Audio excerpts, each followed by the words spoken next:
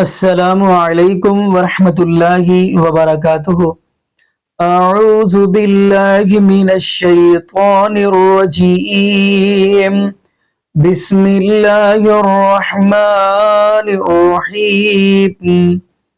انما کان قول المؤمنین اذا دعوا الی اللہ ورسولہ لیحکم بینہم ان یقولوا سمعنا واطعنا وَأُولَئِكَ هُمُ الْمُفْلِحُونَ۔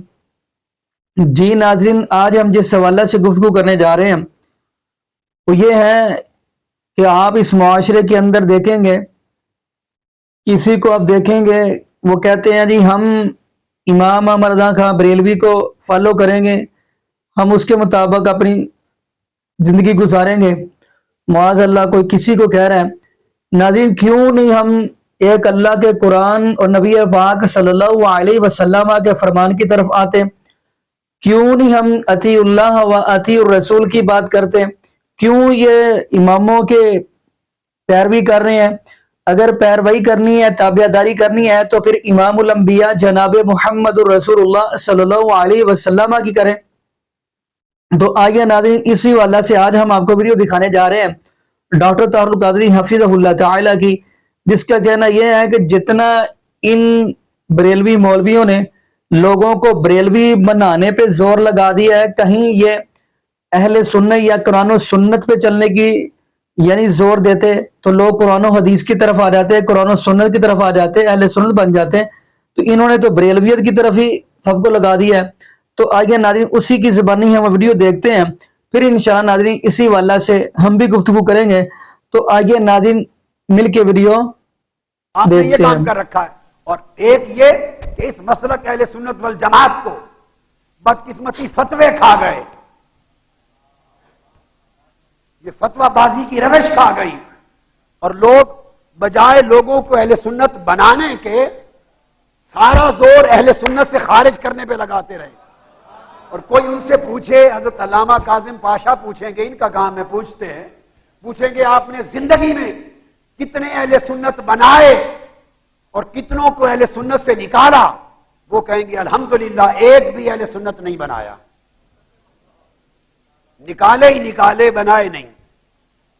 اہل سنت میں داخل کرنے کے رجسٹر میں کسی ایک بندے کا نام نہیں ملے گا، سارے نام خارج کرنے کے رجسٹر میں نہیں نکلیں گے۔ اور یہ بھی سن لیں، میں برملا اللہ کی عزت کی قسم کہہ رہا ہوں، اور یہ بات آج نہیں، میں سینکڑوں مرتبہ کہہ چکا ہوں۔ آپ 10 محرم الحرام کی رات جو خطاب میں نے لندن منہاج القرآن کے سینٹر سے کیا، آپ کے انٹرنیٹ پہ یوٹیوب پہ ہر جگہ ہوگا، میں نے اعتکاف کے خطابات میں اور اس سے پہلے اصول حدیث میں نے سینکڑوں مرتبہ کہی کہ اہل سنت والجماعت سے نیچے کوئی عنوان اپنے لیے قبول نہ کریں، یہ سازش ہے آپ کو فرقہ بنانے کی، اور آپ اندھا دھند بغیر سوچے سمجھے بعض لوگوں کے جبر کی وجہ سے فرقہ بنتے جا رہے ہیں۔ یہ مسلک صحابہ کرام کا مسلک ہے، خلفائے راشدین کا، تابعین کا مسلک ہے، اتباع تابعین کا مسلک ہے۔ یہ مسلک اویس قرنی کا ہے، یہ جنید بغدادی کا ہے، یہ سری سقطی کا ہے، بشر الحاوی کا ہے، ذنون مصری کا ہے۔ ارے یہ مسلک بشر الحاوی کا ہے، بایزید بستامی کا ہے، امام ابوالحسن شاذلی کا ہے، سرکار غوث العظم جیلانی کا ہے، یہ مسلک خواجہ اجمیر کا ہے، یہ مسلک شیخ شہاب الدین سہروردی کا ہے، حضرت بہاؤالدین نقشبند کا ہے، یہ مسلک اہل سنت والجماعت حضرت شاہ نقشبند مجدد الف ثانی کا ہے، یہ بابا فرید کا ہے، قطب الدین مختیار کاکی کا ہے، خواجہ نظام الدین اولیاء کا ہے، اور یہ مسلک امام اسقلانی کا ہے، یہ مسلک قاضی ایاز کا ہے، یہ مسلک قسطلانی کا ہے، یہ مسلک علامہ عینی کا ہے، ارے یہ مسلک امام سیوطی کا ہے، یہ مسلک ہزاروں ائمہ محدثین کا ہے، اولیاء کا ہے۔ جب یہ 1000 علماء ائمہ محدثین کے نام پر اس مسلک کو معنون نہیں کیا گیا، آج کسی ایک بزرگ کے نام پر اس مسلک کو منسوب کیوں کیا جائے؟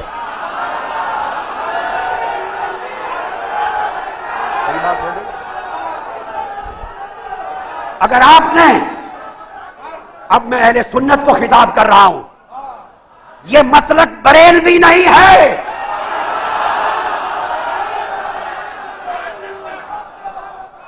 مسلک کا عنوان بریلویت نہیں ہے. سن لیں، جی کھول کے سن لیں، کان کھول کر سن لیں. ببا کے دول کہہ رہا ہوں، ہند بھی سرزمین پاکستان بھی سرزمین یورپ میں مسلک کا عنوان بریلویت نہیں. آپ پوچھیں دلیل کیا؟ دلیل اعلی حضرت شاہ احمد رضا خان مجدد دین و ملت، اعلی حضرت شاہ احمد رضا خان، انہوں نے ساری زندگی کسی کتاب میں اپنے مسلک کا نام بریلوی نہیں لکھا.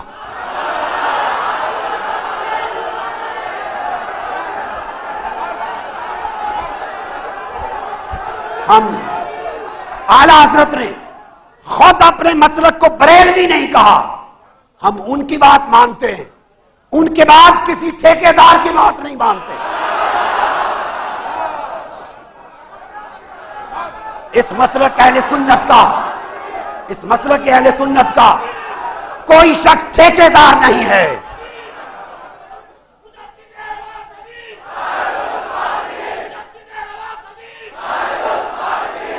اگر کسی کو، اگر کوئی یہ سمجھے کہ اس کے پاس ٹھیکہ ہے، جس کو وہ سنی کہے وہ سنی ہے، نکالنا چاہے نکال دے، تو کسی کے پاس ٹھیکہ نہیں ہے.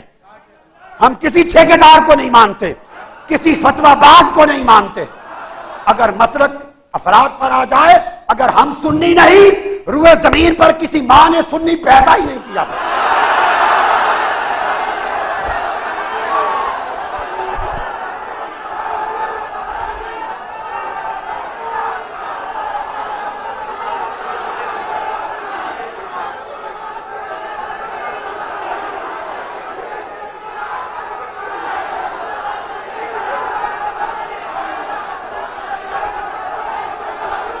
اگر ہم سنی نہیں، اگر ہم سنی نہیں، اگر ہم اہل سنت نہیں، تو پھر زمین پر کسی ماں نے کوئی بچہ سنی پیدا ہی نہیں کیا. ہم سے پوچھو سنیت کیا ہے؟ تم نے اپنی جہالت، اپنے تعصب، فتویٰ بازی، تنگ نظری، بے حکمتی سے اس مسلک اہل سنت کو اتنا سا تنگ فرقہ بنا دیا اور ان لوگوں کو پریشان کر دیا ہے. آج جو اہل سنت پر وبال اور تباہی ہے، اس کے ذمہ دار فتویٰ باز تنگ نظر لوگ ہیں. وہ لوگ جو بے بصیرت بھی ہیں، بے بصارت بھی ہیں.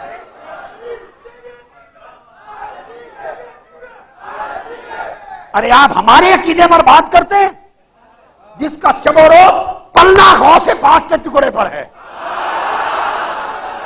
جس کا جینا پلنا صبح و شام غوث پاک کے ٹکڑے پر ہے.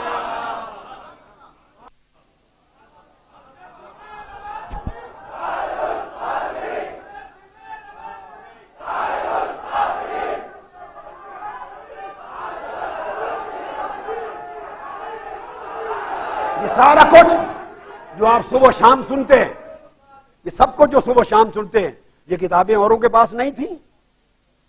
یہ سارا کیا ہے؟ اللہ کی عزت کی قسم، یہ سارا سیدنا غوث العظم کا فیض ہے.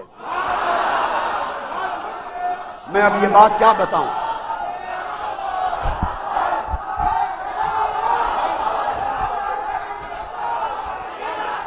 سنیں لا الہ الا اللہ محمد رسول اللہ.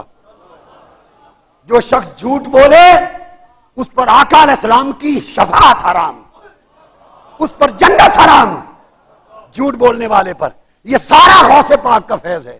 میں نے عرض کیا غوث پاک کی بارگاہ میں کہ جو فیض تاجدار کائنات نے آپ کو وہ 7 مرتبہ لعاب دہن ڈال کے جو عطا کیا تھا، اس کا حصہ عطا کرے.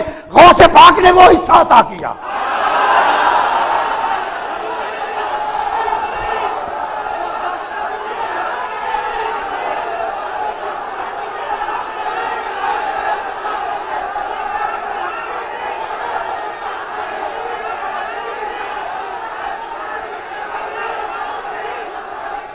ایک عجیب تماشا ہے.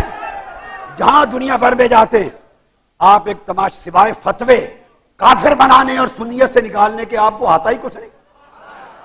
6 فٹ 7 فٹ کے اشتہار چھپا دیے پورے ہندوستان میں. یہ سنی نہیں ہے، سنی نہیں، سنی نہیں، عقیدہ نہیں. آپ کیا جانے سنیت کیا ہے؟ بڑوں کا بیٹا ہونے سے کوئی بڑا نہیں بن جاتا. نوح علیہ السلام کا بھی ایک بیٹا تھا جس کو فرمایا انہ لیس من اہلک. بڑا تب بنتی ہے اولاد جب بڑوں جیسے بن کے چلیں.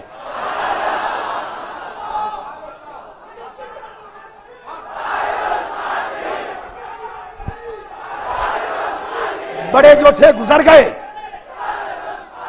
میرا مسلک شاہ احمد رضا خان رحمت اللہ علیہ ان کے عقیدے کی مطابقت ہے.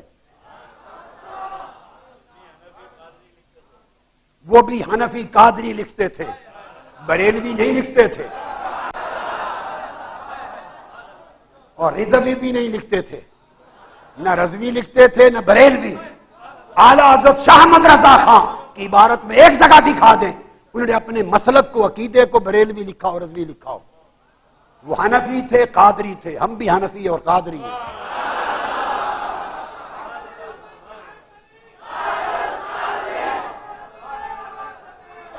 ارے خواجہ اجمیر کو کیا کہیں گے؟ وہ بریلوی تھے. خواجہ نظام الدین اولیاء کو بریلوی بنائیں گے؟ جو پہلے وہ گزرے وہ کیا تھے؟ ہم وہی ہیں جو پہلے تھے. اعلیٰ حضرت میں ہمارے شیخ میرے سر کا تاج، 3 الگ طرق سے ایک واسطے سے میں ان کا شاگرد ہوں. کیا باتیں کرتے ہیں یہ؟ میں شاگرد ہوں مولانا ضیاء الدین مدنی کا، وہ براہ راست شاگرد ہیں اعلیٰ حضرت کے.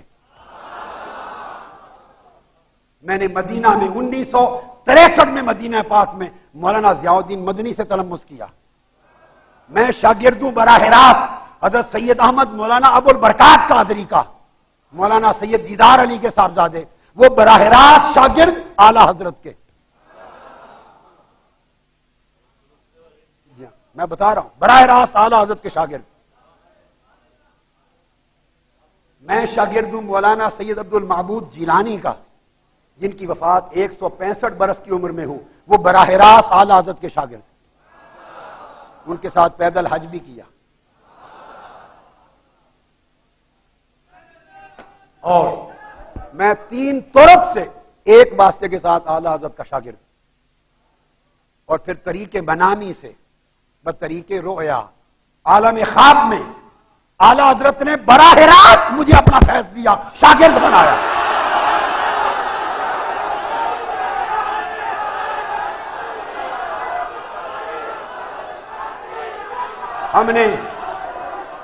ہم نے یہ باتیں کی نہیں کبھی، ہم نہیں کرتے، ہمارا ذوق نہیں، ہمیں مت چھیڑو. ان باتوں کے لیے حضرت کاظم پاشا کافی ہیں. ان کا جو عصائے موسوی ہے، ان کا عصائے موسوی، یہ خود خبر لیتا ہے کہ ہم کبھی اس موضوع پہ جاتے نہیں، مگر اس لیے بات کی کہ آج آپ ہند اور پاک سے باہر جا کے جائیں، بریلوی لفظ کو عالم عرب میں جانتا کوئی نہیں. ان کو کیا بنائیں گے؟ سنی بنائیں گے، وہابی بنائیں گے؟ ملک شام سارا اہل سنت ہے. وہ تو بریلوی کے لفظ سے ہی واقف نہیں. وہ کیسے؟ وہ تو آپ کے فتووں سے واقف نہیں. ان کو آپ کے فتووں سے کیا غرض؟ ایسے بیکار فتوے لاکھوں اٹھا کے ہم کوڑے کرکٹ کی ٹوکری میں پھینک دیتے ہیں، جوتے کی نوک پہ اڑا دیتے ہیں.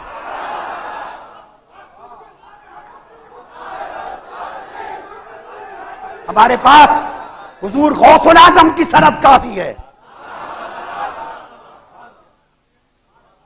امام جلال الدین سیوطی کی دی ہوئی سند کافی ہے، مجھے امام یوسف بن اسماعیل نبہانی کی کافی ہے،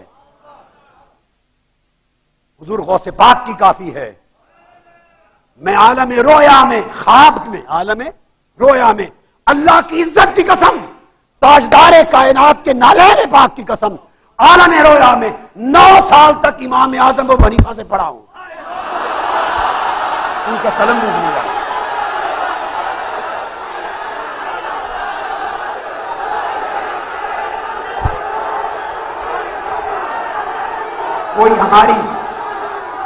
اگر کوئی ہماری حنفیت میں شک کرے، اپنے آپ پہ شک کرے.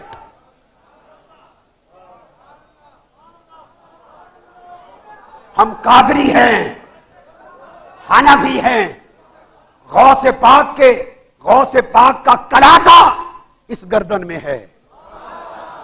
مریدی لا تخف اللہ ربی عطانی رفعتا نلت الملالی.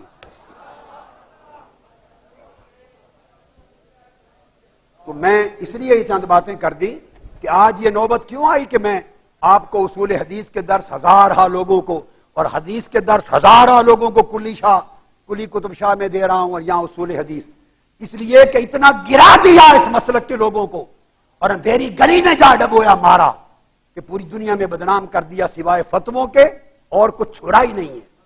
علم بھی گیا، محنت بھی گئی، مطالعہ بھی گیا، تمکن بھی گیا، اعتدال بھی گیا، تقوی بھی گیا، خدا خوفی بھی گئی، زہد بھی گیا، ورع بھی گیا، عشق بھی گیا، محبت بھی گئی. صرف نفرت ہی نفرت اور فتوے ہی فتوے. لہذا لوگوں ان طریق ایسے طرق پہ نہ چلو.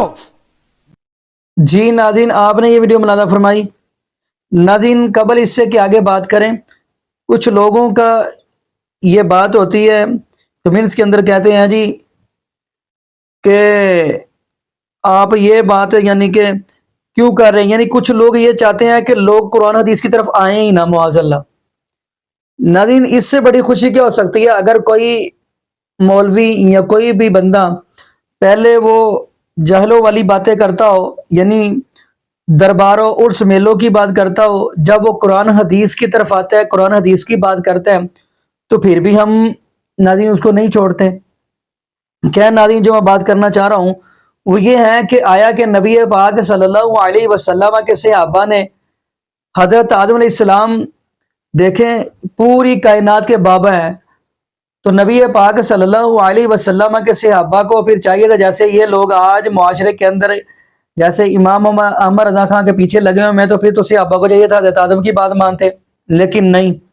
نبی نوح بھی ہیں، نبی نوح علیہ السلام ہے، سارے نبی ہیں، لیکن نبی پاک صلی اللہ علیہ وسلم کے صحابہ نے اگر فالو کیا تو آمینہ کے لال حضرت محمد رسول اللہ صلی اللہ علیہ وآلہ وسلم کو فالو کر رہے ہیں. یعنی اگر کوئی بھی بات ہوتی ہے تو صحابہ فوراً حدیث دلیل دیتے ہیں، تو قرآن حدیث کی کوئی بات کی دلیل نہیں دیتے. جیسا کہ وہ صحیح بخاری کی حدیث ہے کہ نبی پاک صلی اللہ علیہ وسلم کے صحابی حضرت سہل بن قیس رضی اللہ تعالیٰ عنہ سعد سے صحابی ہیں، صحیح بخاری کی یہ حدیث ہے. یہ دونوں قادسیہ کے مقام پہ تشریف فرمائے یعنی بیٹھے ہوئے ہیں، تو ان کے پاس ایک میت گزری ہے، تو یہ دونوں صحابہ اٹھ کے کھڑے ہو گئے ہیں. یہ حدیث سنانے کا مقصد یہ ہے کہ صحابہ نے کس چیز کو فالو کیا ہے، نبی پاک صلی اللہ علیہ وسلم کی بات کو کیا ہے، نبی پاک صلی اللہ علیہ وسلم کی کاپی کی ہے.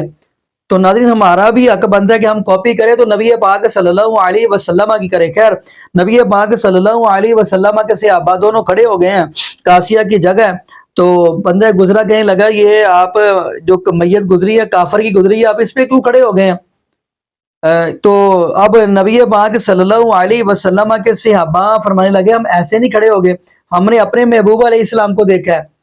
تو کہنے لگے کہ محبوب علیہ السلام کے پاس ایک میت گزری ہے، تو فرمایا نبی پاک صلی اللہ علیہ وسلم کھڑے ہو گئے. تو ہم نے کہا یہ تو اسلام کے دشمن کا جنازہ ہے، یہودی کا جنازہ ہے، آپ کھڑے ہو گئے ہیں. تو نبی پاک صلی اللہ علیہ وسلم نے فرمایا آیا ہے کہ یہ انسان نہیں ہے. یعنی اس حدیث سے پتہ یہ چلتا ہے صحابہ فالو کر رہے ہیں تو نبی پاک صلی اللہ علیہ وسلم کو کر رہے ہیں، کاپی کر رہے ہیں تو نبی پاک صلی اللہ علیہ وسلم کی کر رہے ہیں. تو ہمارے پاس جب ناظر امام الانبیاء جناب محمد رسول اللہ صلی اللہ علیہ وسلم ہیں تو ہم پھر کیوں ایرا وغیرہ کسی اور کی ہم کاپی کریں، ہم کیوں کسی پیچھے لگے؟ ہمیں اگر تابع داری کرنی ہے تو آمینہ کے لال کی کرنی پڑے گی. کیوں؟ کیونکہ قرآن کہہ رہا ہے قل ان کنتم تحبون اللہ فاتبعونی یحببکم اللہ ویغفر لکم ذنوبکم واللہ غفور رحیم.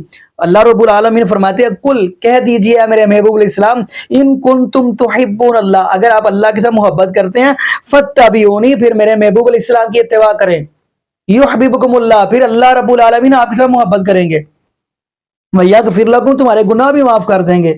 تو ناظرین حیرانگی والی بات یہ ہے کہ بس اس بات پہ زور ہے. میں کہتا کیوں نہیں ہم تمام امت مسلمہ محمدی بن جائیں، یعنی قرآن حدیث کو فالو کریں. ہم اللہ کے قرآن کی بات کریں یا نبی پاک صلی اللہ علیہ وسلم کے فرمان کی بات کریں۔ باقی ناظرین یہاں پہ میں دعا کرتا ہوں اللہ پاک ہمیں نبی پاک صلی اللہ علیہ وسلم کی شریعت کے مطابق زندگی گزارنے کی توفیق دے، اور اللہ پاک ہمیں 5 وقت کا پکا اور سچا نمازی بنا دے، اور جتنے بھی بے اولاد جوڑے ہیں اللہ پاک سب کو نیک نورینہ صحت تندرستی والی ایمان والی لمبی زندگی والی اولاد عطا فرما دے۔ جزاکم اللہ خیرہ، احسن الجزاء۔ السلام علیکم ورحمۃ اللہ وبرکاتہ۔